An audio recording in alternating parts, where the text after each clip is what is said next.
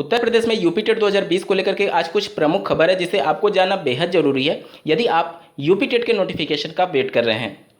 साथ ही बात करेंगे जूनियर एडेड भर्ती परीक्षा पर क्या कुछ अपडेट है और शिक्षक भर्ती को लेकर के माननीय मुख्यमंत्री जी से अभ्यर्थियों का एक ग्रुप मिला है, वहां से क्या कुछ सूचनाएं निकल रही हैं, इसके बारे में हम लोग विशेष तौर पर चर्चा करेंगे। साथ ही बीएड और डीएलएड की लड़ाई आपस में बहुत तेज हो चुकी है। आने वाली शिक्षक भर्ती से पहले ये अभ्यर्थी आपस में ही उलझ रहे हैं। बात करेंगे डीएलएड बैक पेपर से संबंधित अभ्यर्थियों के बारे में कि क्या कुछ नया अपडेट है, इस सब के बारे में डिटेल में चर्चा होगी, तो अंत तक जरूर बने रहिएगा इस वीडियो के साथ बिना किसी पार्ट को स्किप किए हुए। नमस्कार दोस्तों, मेरा नाम है नीरज और आप देख रहे हैं करियर बिट यूट्यूब चैनल। अगर आप इस चैनल पहली बार विजिट कर रहे हैं तो इसको सब्सक्राइब करते हुए बेल आइकन को प्रेस करना ना भूलें। सबसे पहले बात करेंगे यूपी टेट 2020 के संदर्भ में। तो जैसा कि आपको ज्ञात होगा, एक ऑनलाइन आईजीआरएस कंप्लेंट दर्ज कराई गई थी जिसमें कंप्लेंट को क्लोज करने की अंतिम तारीख 9 जुलाई 2021 बताया गया था। अभ्यर्थियों को ये उम्मीद थी कि पीएनपी के नए सचिव जब पदभार ग्रहण कर चुके हैं 5 जुलाई 2021 को, तो नोटिफिकेशन पर कार्य होगा और जल्द ही इसका नोटिफिकेशन जारी हो सकता है। लेकिन आज 9 तारीख होने के बावजूद भी अभी तक इस पर कुछ खास कार्यवाही नहीं हो पाई है।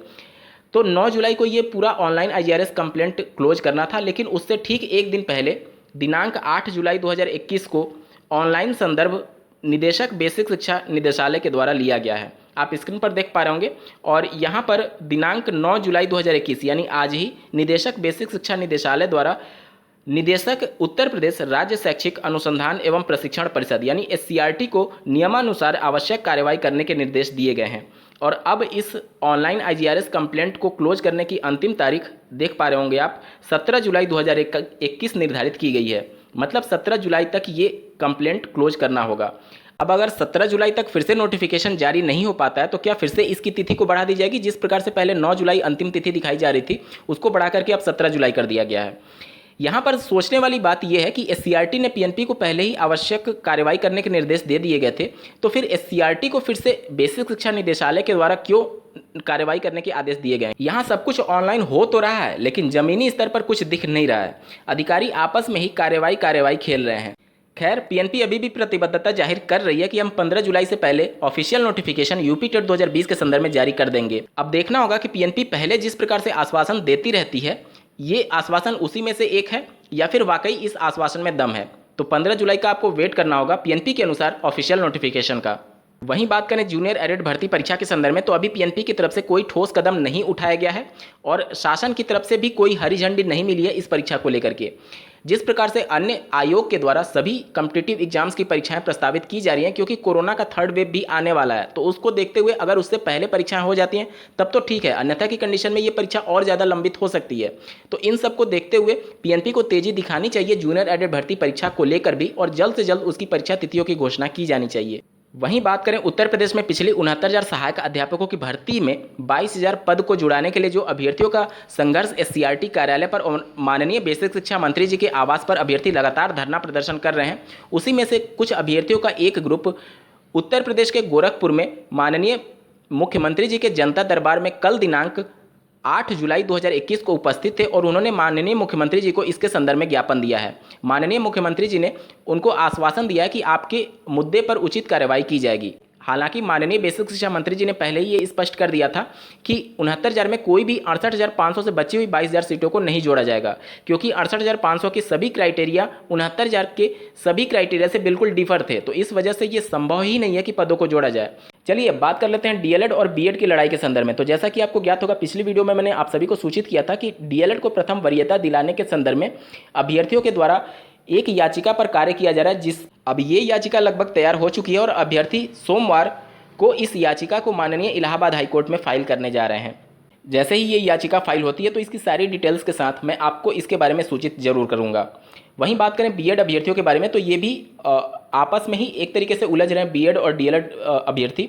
बीएड अभ्यर्थियों के द्वारा जो प्राथमिक में एकेडमिक्स के 40% अंकों का वेटेज दिया जाता है, उसको लेकर के वो माननीय कोर्ट का दरवाजा खटखटाने पर विचार कर रहे हैं।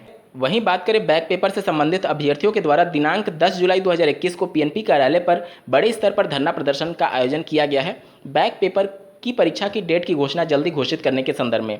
और शायद डीएलएड 2019 बैच के ऐसे प्रशिक्षु जिनकी सेकंड सेमेस्टर में बैक लगी है, आपको भी इस मुहिम में शामिल होना चाहिए, क्योंकि पीएनपी ने जिस प्रकार से पिछली बार ट्रीट किया था उसी प्रकार से बहुत ज़्यादा चांसेस हैं। क्योंकि देखिए, शासन के पास लगभग 2 से 3 महीने से आपका प्रपोजल पेंडिंग है कि जिनकी सेकंड सेमेस्टर में बैक लगी है उनको प्रथम सेमेस्टर में प्रमोट किया जाए या फिर नहीं। आपका पूरा प्रशिक्षण समाप्त होने जा रहा है, लेकिन अभी तक प्रमोट के संदर्भ में कोई शासन की तरफ से दिशा निर्देश जारी नहीं किया गया। तो ये बहुत ज़्यादा उम्मीदें हैं कि पिछली रिपोर्ट्स पर ही पीएनपी या सीआरटी कार्य कर सकती है। और अगर ऐसा हुआ तो सेकंड सेमेस्टर में जिनकी एक भी सब्जेक्ट में बैक लगी है तो उनको प्रथम सेमेस्टर में हो सकता है प्रमोट ना किया जाए। प्रथम सेमेस्टर के सारे पेपर आपको क्लियर करना पड़ सकता है। सेकंड सेमेस्टर में जिनकी बैक लगी होगी उस सब्जेक्ट को क्लियर करना पड़ सकता है, और इसकी वजह से हो सकता है आपको तृतीय सेमेस्टर में भी प्रमोट का लाभ ना दिया जाए। तो देखिए, आपको सभी चीज़ों के लिए अपने आप को तैयार रखना होगा। आप कम से कम उपस्थित होइए पीएनपी या सीआरटी पर कि क्या कुछ आपके बारे में विचार चल रहा है, या फिर जो भी तृतीय सेमेस्टर प्रमोट के संदर्भ में जो प्रपोजल भेजा गया है क्या आपको भी उसमें इंक्लूड किया गया है या फिर नहीं। क्योंकि देखिए, शासन की तरफ से जो अनुमति मिलती है, पीएनपी और सीआरटी की तरफ से जो प्रपोजल भेजा जाता है हूबहू उसी प्रपोजल पर ठप्पा लगा दिया जाता है शासन की तरफ से। तो आपको कम से कम ये क्लियर करना होगा कि पीएनपी ने जो प्रपोजल भेजा है सीआरटी को और सीआरटी से शासन को गया, क्या उसमें बैक प्रशिक्षुओं को भी प्रमोट करने के लिए सिफारिश की गई है। और अगर नहीं किया गया है तो फिर आप लोग तैयार हो जाइए अपने बैक पेपर को देने के संदर्भ में। तो आप लोग भी इस 10 जुलाई 2021 को बैक परीक्षा की डेट घोषित कराने के संदर्भ में पीएनपी पर धरना दे सकते हैं। और आप लोग को खास लाभ ये होगा कि अगर 19 बैच बैक प्रशिक्षुओं को भी तृतीय सेमेस्टर प्रमोट करने के लिए प्रपोजल भेजा गया होगा तो कम से कम पीएनपी सचिव आपको अवगत करा सकते हैं। क्योंकि पीएनपी के सचिव के द्वारा जो भी प्रपोजल भेजा जाता है वो पीएनपी में रिकॉर्ड के रूप में रखा जाता है, तो वो अभी नए सचिव के पास रिकॉर्ड में होगा। तो अगर आप लोग चाहें तो उनसे क्लियर भी कर सकते हैं कि क्या आप लोग को प्रमोट करने के लिए प्रपोजल में भेजा गया है या फिर नहीं। अन्यथा की कंडीशन में आप लोग का हाल भी 18 बैच के प्रशिक्षुओं के जैसे हो सकता है, क्योंकि वहाँ पर भी पीएनपी लगातार आश्वासन दे रही थी कि हम आपके भी प्रमोट के बारे में बातें कर रहे हैं और विचार कर रहे हैं, लेकिन जब शासनादेश जारी हुआ तो उसमें बैक प्रशिक्षुओं को प्रमोट के संदर्भ में कोई भी सिफारिश की ही नहीं गई थी। तो आप लोग भ्रम की स्थिति में ना रहें। अगर आपकी बैक लगी है तो आप सभी भी एक्टिव हो जाइए। अन्यथा की कंडीशन में अगर फ्रेश कैंडिडेट या फिर जिनकी बैक नहीं लगी अगर वो प्रमोट हो गए तो आपका बैच बहुत ज़्यादा पीछे चला जाएगा। क्योंकि अगर बात करें 18 बैच के प्रशिक्षुओं के बारे में तो उनके पीछे कम से कम आपका बैच था। आपके पेपर के साथ उनकी परीक्षाएं बैक पेपर की हो सकती हैं, लेकिन आपके पीछे 2020 बैच नहीं है, आपके पीछे 2021 बैच चलेगा जो कि 1 साल बाद आएगा।